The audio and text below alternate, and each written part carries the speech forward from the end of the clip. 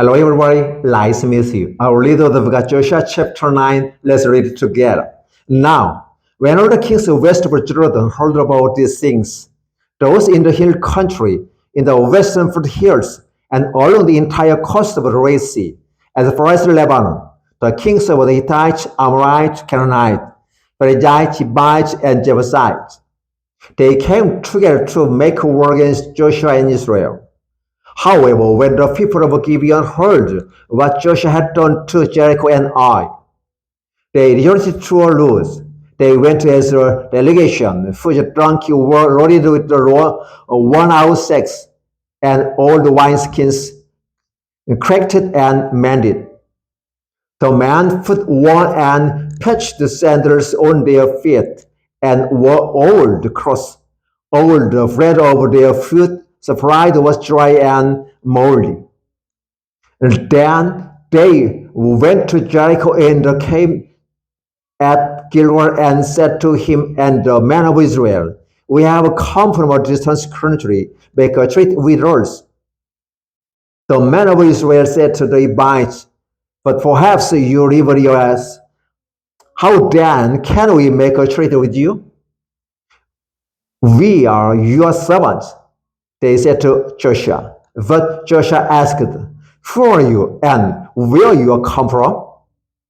They answered, "Your servants have come from a very distant country because of the fame of the Lord your God.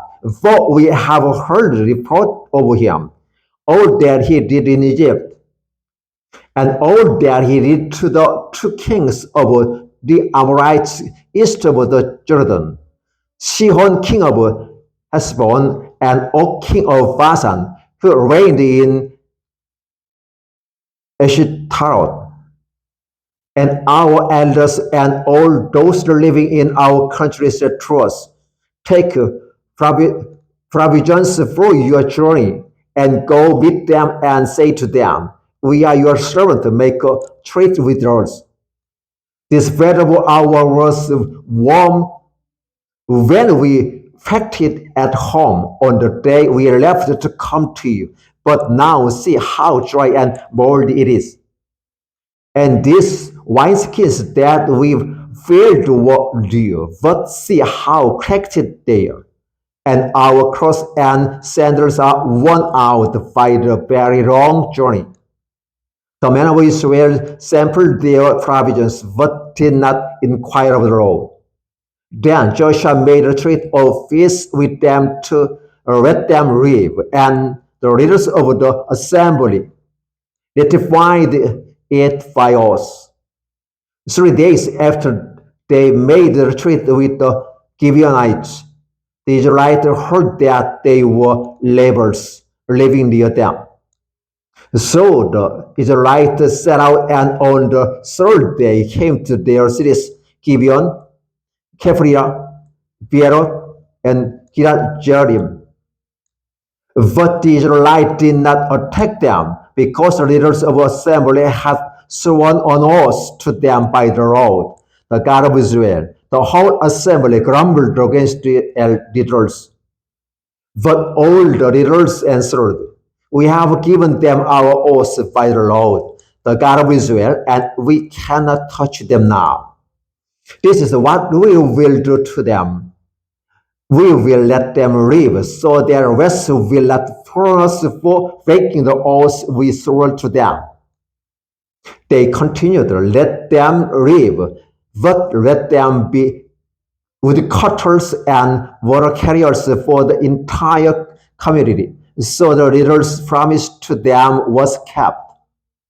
Then Joshua summoned the Gibeonites and said, "Why did you deceive us by saying, 'We live a long way from you,' while actually you live near us? You are now under a curse. You will never cease to serve as woodcutters and water carriers for the house of my God." They answered Joshua, "Your servants were clearly told how the Lord your God had commanded his servant Moses to give you the whole land and to wipe out all its inhabitants from before you. So we feared for our lives because of you, and that is why we did this. We are now in your hands to choose whatever seems good and right to you. So Joshua saved them from the Israelites, and they did not kill them. That day, he made the Gibeonites wood cutters and war carriers for the community and for the altars of the Lord at the place of the Lord would choose. And that is what they are to this day. Joshua chapter 9, verses 1 through 27. Thank you.